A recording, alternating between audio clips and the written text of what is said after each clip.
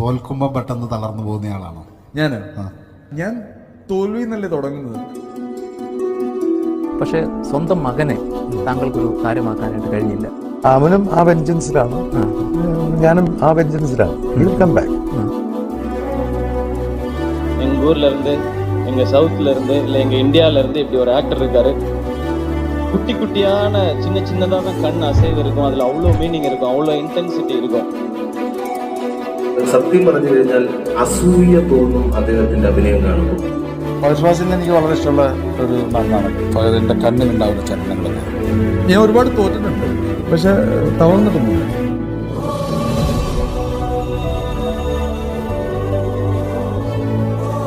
അത് വലിയ ആക്ടറായി, വലിയ ഇൻറ്റൻസ് ആക്ടറായി, സാധാരണ ഈ പ്രായത്തിലുള്ള പിള്ളേർ അഭിനയിക്കുന്നതിനപ്പുറത്തേക്ക് വളരെ വ്യത്യസ്തമായ കഥാപാത്രങ്ങൾ അഭിനയിച്ച ആക്ടറായി. എനിക്ക് പക്ഷെ കൂടുതൽ ഫഹദ് ഫാസിലിനെയാണ് ഇഷ്ടം.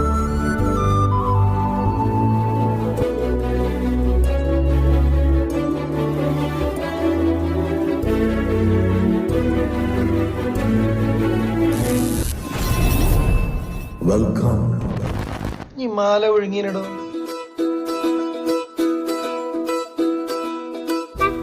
ചുറ്റുമുള്ളവരെ സമ്മർദ്ദ പെരുക്കത്തിലേക്ക് എടുത്തെറിഞ്ഞ ശേഷം കണ്ണുകളാൽ ചിരിക്കുന്ന കള്ളൻ.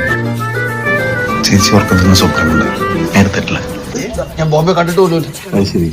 അവന്റെ അഭിനയമാണെങ്കിൽ അവനൊരു അവാർഡ് കൊടുക്കേണ്ടി വരും.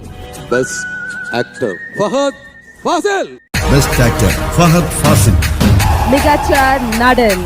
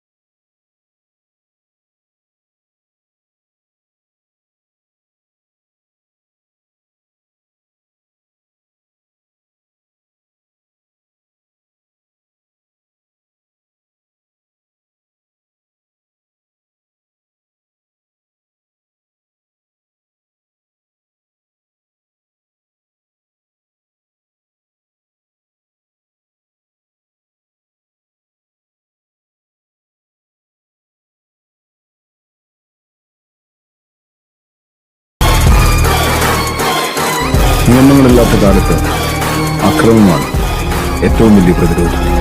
Because I don't live in your reality. I'm from the heavens and it's going to cost you.